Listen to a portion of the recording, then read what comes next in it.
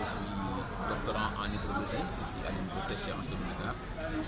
Je suis également diplômé en administration et gestion du CESAC. Très bien. Alors, je suis président du mouvement politique Pélital qui organise aujourd'hui cette assemblée générale. très bien. Pélital, c'est quoi? Pélital, c'est un mouvement politique qui a aujourd'hui un peu moins de 5 ans. Un mouvement politique né à Matam, précisément dans la commune de Bokidiawé, mais qui actuellement est devenu un mouvement régional. Donc, nous sommes présents dans toute la région de Matam et nous avons eu à participer aux élections locales de 2014. Nous avons eu également à participer aux élections législatives de 2017. Très bien.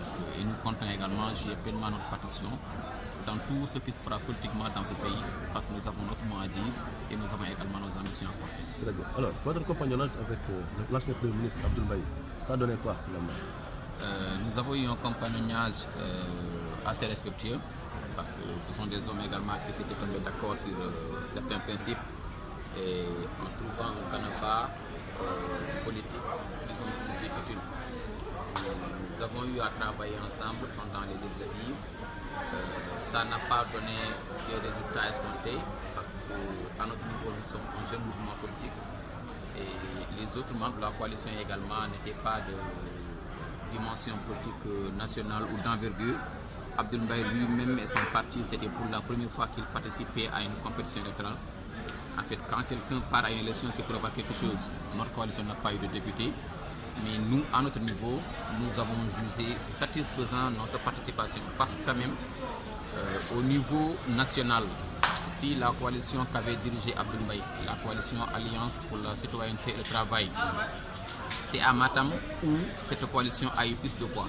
Et donc c'est grâce à notre mouvement Pélital, qui avait donc la tête de liste départementale que je dirigeais, nous avons eu 1200 et quelques voix dans un terrain hostile du Nord, où il y a tellement de considérations et où pratiquement le président de la République est considéré comme le maître des lieux. Nous sommes parvenus par rapport à tout qui se dressait devant nous à tenir un discours cohérent, à utiliser les moyens dont nous avons disposé, mais aussi à faire voter le maximum de population. Avec tout maintenant ce qu'il y a eu comme éléments qui sont venus perturber cette élection-là, parce que aussi pour dire honnête, il n'y a pas eu d'élection législative proprement parlée politiquement, il y a eu véritablement une mascarade électorale, parce qu'on ne peut pas aller à une compétition sérieuse si les citoyens n'ont pas disposé de pièces d'identité et de pièces d'électeurs. Voilà. Si vous deviez quand même analyser, en tout cas donner un bilan pour la gestion du président Macky Sall en 7 ans. Ils sont venus perturber cette élection-là, parce que aussi pour dire honnête, il n'y a pas eu d'élection législative proprement parlée politiquement, il y a eu véritablement une mascarade électorale, parce qu'on ne peut pas aller à une compétition sérieuse si les citoyens n'ont pas disposé de pièces d'identité et de pièces d'électeurs. Voilà. Si vous deviez quand même analyser, en tout cas donner un bilan pour la gestion du président Macky Sall en 7 ans, que diriez-vous? Le bilan du président de la République à 6 ans et demi, il n'y a pas lieu de tergiverser. C'est un bilan lamentable. Lamentable à plusieurs niveaux. Maintenant, quand nous disons que c'est un bilan lamentable, nous n'allons pas nous inscrire dans une caractérisation nihiliste. Il y a eu des éléments qu'il a réussi. Il y a eu des efforts qui ont été faits. Mais globalement, le bilan, quand même, c'est un bilan vraiment qui a échoué. Il n'a pas réussi à donner aux Sénégalais l'espoir tant attendu de lui et à permettre aux Sénégalais d'avoir véritablement de meilleures conditions de vie. Est-ce que cela va nécessiter un changement en 2019 selon vous? Probablement oui. Mais quand nous étudions également la sociologie politique sénégalaise et quand on introduit l'histoire, on sait exactement que les Sénégalais sont un peuple respectable. Mais ce n'est pas encore un peuple qui élit son dirigeant par rapport à un bilan. Le plus souvent, il y a d'autres considérations qui entrent en ligne de mire pour élire quelqu'un que le bilan. Le président lui-même le sait.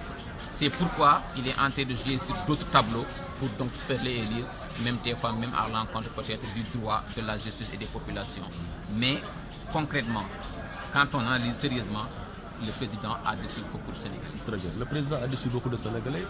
C'est la raison pour laquelle vous avez fustigé l'attitude de ces autorités-là quand des Sénégalais meurent à l'extérieur. Ça fait partie des éléments que nous n'avons pas appréciés chez le président. Parce que quand même, il peut ne pas être coupable, un président de la République, mais il ne peut pas se dédouaner de la responsabilité. Il est responsable de tout ce qui se passe dans ce pays, aussi bien du bon côté que du côté contraire. Alors dès lors qu'il y a des Sénégalais que l'on assassine comme des mouches et pratiquement chaque jour ou chaque semaine, sans que le gouvernement ne prenne, je ne dis pas ne réagit pas, non, ils réagissent, mais faiblement ou à un niveau moindre, sans que le gouvernement ne prenne les mesures nécessaires pour hausser le ton et se faire respecter par leurs pairs au niveau national et au niveau international, nous pensons que nous avons une diplomatie fondamentalement faible et il faudra revoir tout cela. On ne peut pas comprendre totalement certaines situations parce que quand même nous sommes des citoyens du monde, mais aussi des citoyens du Sénégal. Merci beaucoup. C'est bien. Merci beaucoup.